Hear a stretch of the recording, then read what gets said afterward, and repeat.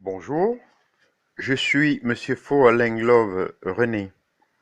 Aujourd'hui, dans le cadre du cours sur l'inconscient, nous allons voir les différents types d'inconscient. En petit 1, un inconscient du corps. On peut tout d'abord qualifier d'inconscient tout ce qui serait relatif aux aspects vitaux du corps: respiration, digestion, circulation, etc.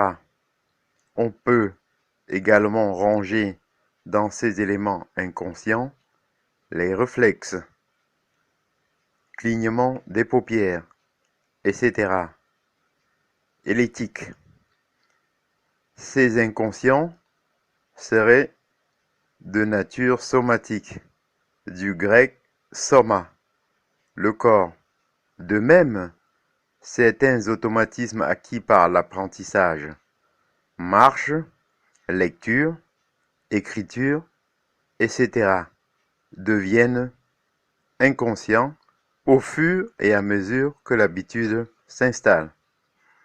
En petit 2, nous allons voir un inconscient de l'esprit. Certains éléments inconscients existent aussi dans l'esprit et sont donc de nature psychique et non plus somatique. Leibniz met en évidence des petites perceptions qui existent en nous sans que nous le sachions. Nous sommes par exemple conscients du bruit de la mer, mais non conscients du bruit de chaque vague que nous percevons. Il arrive également que certaines pensées s'enchaînent dans des mécanismes et automatismes que notre conscience ne saisit pas. Enfin, Bergson montre que c'est parce qu'ils sont inutiles que certains de nos souvenirs sont maintenus hors du champ de la conscience.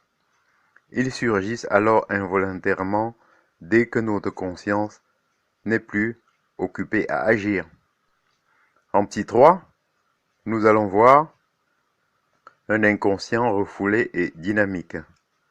Plus encore, nous agissons et nous nous comportons parfois sans que notre conscience puisse expliquer ses actions et comportements. Le père de la psychanalyse, Freud, montre que ces éléments sont le produit de refoulements. Ainsi, les rêves, les actes manqués, c'est-à-dire lapsus, oubli, maladresse, etc., et les symptômes névrotiques, c'est-à-dire phobie, angoisse, inhibition, etc., seraient la réalisation indirecte et déguisée des désirs inconscients que notre conscience morale commanderait et refoulerait, notamment à cause de leur contenu sexuel infantile. Seule la psychanalyse permettrait de connaître ces éléments inconscients et de soigner les effets parfois pathologiques du refoulement, c'est-à-dire les névroses.